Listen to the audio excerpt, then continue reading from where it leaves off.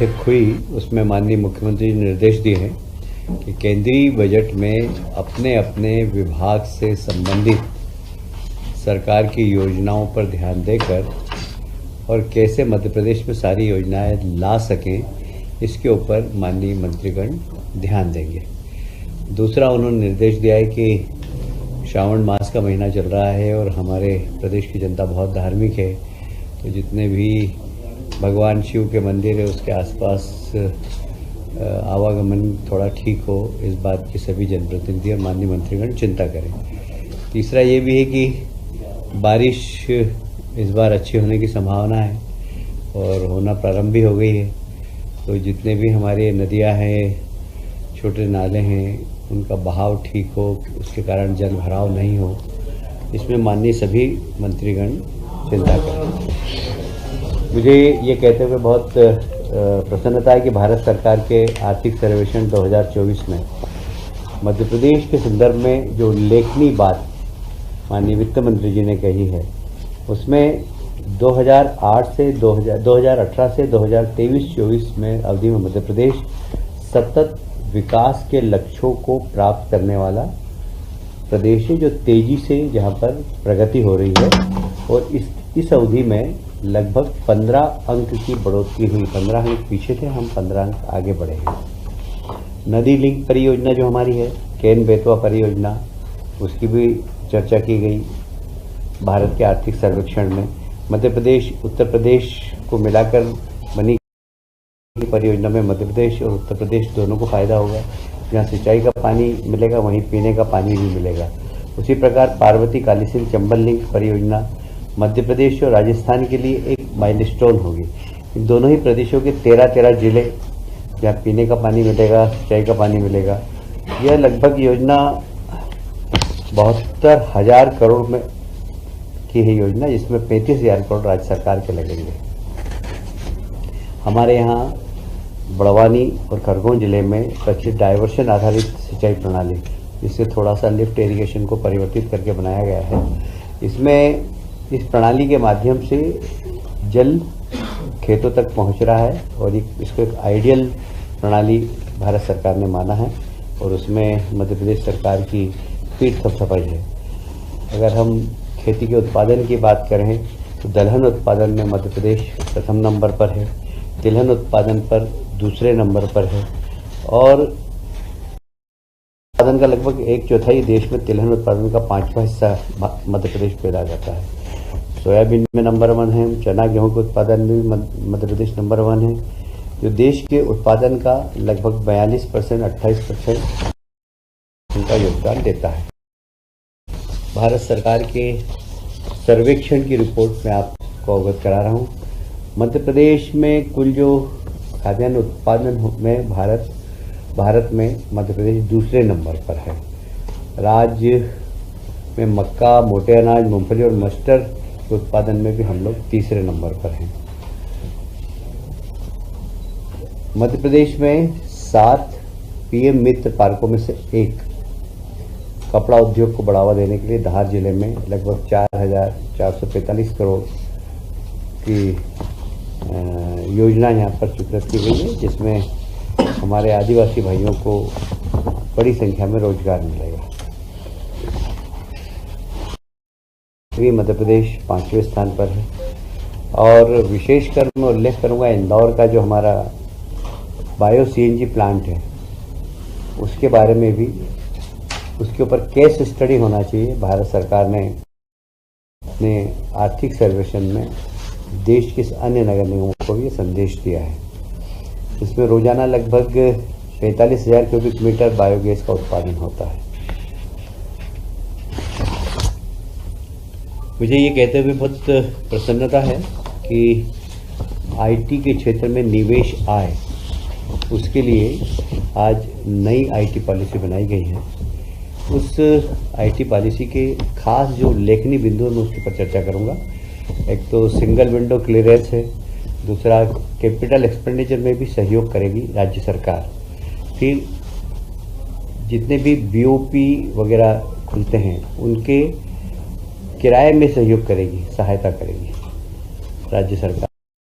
रोजगार को बढ़ावा देने के लिए यह आईटी पॉलिसी लाई गई है। इसमें उनकी मार्केटिंग में भी हम लोग सहायता करेंगे, क्वालिटी सर्टिफिकेशन में हम सहायता करेंगे, पेटेंट फाइलिंग में, क्योंकि जो क्षेत्र में जो लोग वो बनाते हैं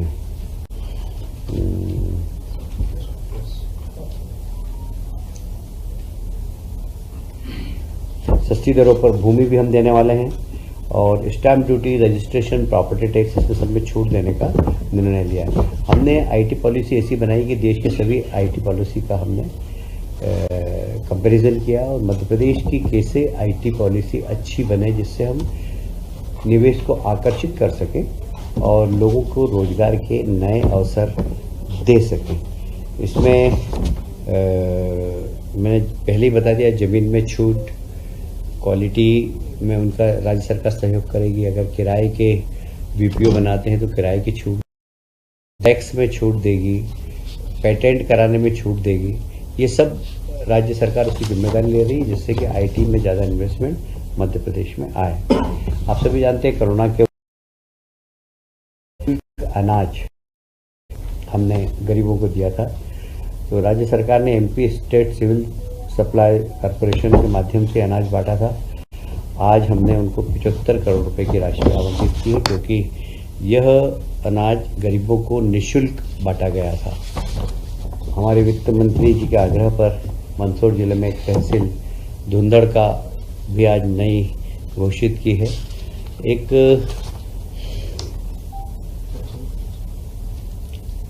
एक हमारे यहाँ जो हायर एजुकेशन के अंदर संभागीय मुख्यालय हैं, क्षेत्रीय कार्यालय हैं, क्षेत्रीय कार्यालय को सशक्त करना, उसका उद्देश्य ये है कि वहाँ के माध्यम से कॉलेजों में नियंत्रण हो, क्वालिटी एजुकेशन हो, और इसलिए बहुत ज़रूरी है कि उसको सशक्त किया जाए। लोगों के निर्माण के लिए अभी 7 करोड़ 45 लाख रुपया स्वीकृत किया गया है। वहाँ प्रशासनिक क्षमता भी उसकी बढ़ाएंगे, और कैसे हम कॉलेज के एजुकेशन के अंदर क्वालिटी एजुकेशन दे सके, संस्थाएं काम करेंगी।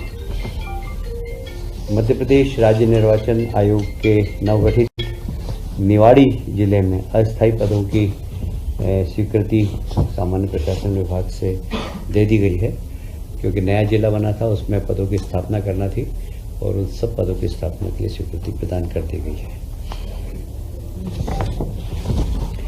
अभी जो हमारा बजट है अभी आ रहा है, बजट भाषण वित्त मंत्री का चल रहा है, पर मुझे बहुत प्रसन्नता है इस बात की कि बजट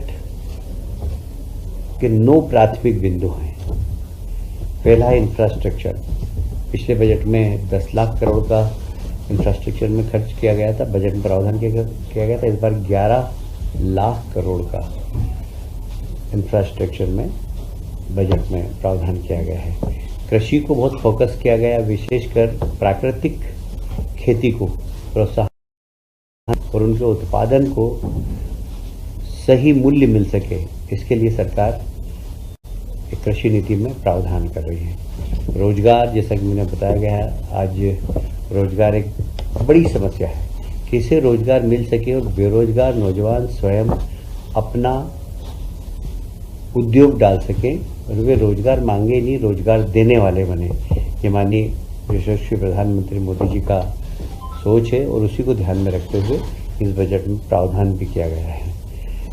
पावर, निश्चित रूप से सोलर पावर के लिए हमारे देश के प्रधानमंत्री ने ग्रीन एनर्जी हो, तो इस दिशा में जो सोलर एनर्जी है उसको प्रमोट करने के लिए केंद्र सरकार ने अपने बजट में प्रावधान किया है। अर्बन डेवलपमेंट, देखिए शहरीकरण बहुत तेजी से बढ़ रहा है। मुझे याद है जब मैं पहली बार स्थायी समिति का अध्यक्ष था, तब मध्य प्रदेश का ही अर्बनाइजेशन मात्र 17% था, आज लगभग 36% हो गया। हम अतिशीघ्र 50% की ओर बढ़ने वाले हैं। शहरीकरण बढ़ रहा है, इसलिए शहरीकरण की तरफ केंद्र सरकार भी चिंतित है और फोकस किया उन्होंने कि जितने भी A, B, C श्रेणी के शहर हैं उनके लिए अलग अलग योजनाएं बनाई हैं, और वो योजना इंफ्रास्ट्रक्चर की भी है, वो योजना ड्रेनेज की भी है, वो योजनाएं स्वच्छ भारत मिशन के अंतर्गत गार्बेज कलेक्शन और उसका किस तरीके से बायोगैस बना सकें, उस बारे में केंद्र सरकार शहरों को असिस्टेंट करेगी। शहरों को रिफॉर्म करने की भी आवश्यकता है, उस रिफॉर्म के लिए प्रावधान किया गया बजट में। और जैसे प्रधानमंत्री जी हमेशा एक बात कहते हैं कि मेरी 4 जातियाँ हैं, गरीब, महिला, युवा और किसान। इन चारों को ध्यान में रखते हुए इस बजट में हर वर्ग के लोगों के लिए बजट में प्रावधान किया गया है।